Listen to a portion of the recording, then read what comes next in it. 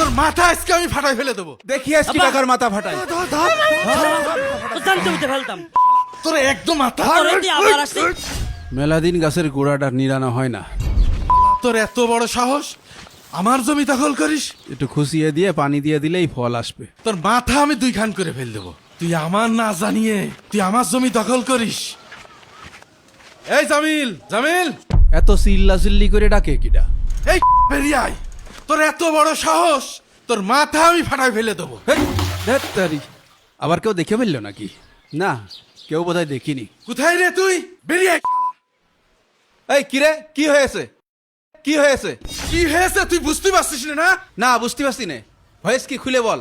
রাস্তার মাথার জমিটা আমার ছিল, তুই আমার জমি দখল করেছিস কি জন্যে? তোর জমি দখল করেছি মানে? ওই জমি তোর বাপের কাছ থেকে আমি কিনেছি, তাই আমি দখল করেছি। তুই আমার আব্বার কাছ থেকে জমি কিনিসনি, তুই ফাঁকি মেরে নিয়েছিস। তুই আমার জমি দখল নিলি কোন সাহসে? তোর মাথা আজকে আমি ফাটাই ফেলে দেবো। তোর সাহস তো কম না, তুই আমার বাড়ির পরে এসে আমার মাথা ফাটাতে চাস? এই ইকবাল, হ্যাঁ আব্বা, এই মবিজ, কি হয়েছে আব্বা? হ্যাঁ আব্বা, দেখি আজকে আব্বা। টাকার মাথা ফাটাই। আব্বা কি হয়েছে আব্বা? এই ও ধর, আজ আমি ওর মাথা ফাটাই ছাড়বো। আমার বাবার গায়ে হাত দিস। তোর কল্লে কত বড়, শালা তো আজকে ধরতে পারলে, তোর আজকে কল্লে কত বড়, নতুন আজকে ধরতে পারতাম, তো জানতে উঠে ফেলতাম। তোর কত বড় সাহস, তুই বাড়ির পর এসে আমার আব্বার মাথা ফাটাতে আইছিস? তোর একদম মাথা। আবার আসছে তোর কুষ্টি। আরে ভাই, আপনি এভাবে দৌড়দৌড়ি করছেন কেন? হুজুর, ওরা আমার মারছে, ওরা আমার জমি দখল করে এখন আমার মাতৃ তাপড়াচ্ছে। আয় আয়, হ্যাঁ আব্বা ওই চলো, বাড়ি আয়।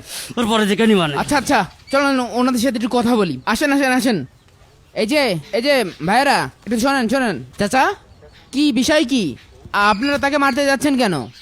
হুজুর, আপনি জানেন না, ওর বাপের কাছ থেকে জমি কিনেছি, সেই জমি ঘিরেছি বলে ও বাড়ির পারে গেছে লাঠি নিয়ে আমার মাথা ফাটাতি। ও, বুঝতে পেরেছি। আপনারা সামান্য জায়গা জমি নিয়ে মারামারি করছেন। আচ্ছা, আপনারা কিছু মনে না করলে আমি আপনাদেরকে একটা কথা বলবো। জি হুজুর। কালকে আপনারা 2 পরিবার জমি মীমাংসার জন্য আমার সাথে বসেন।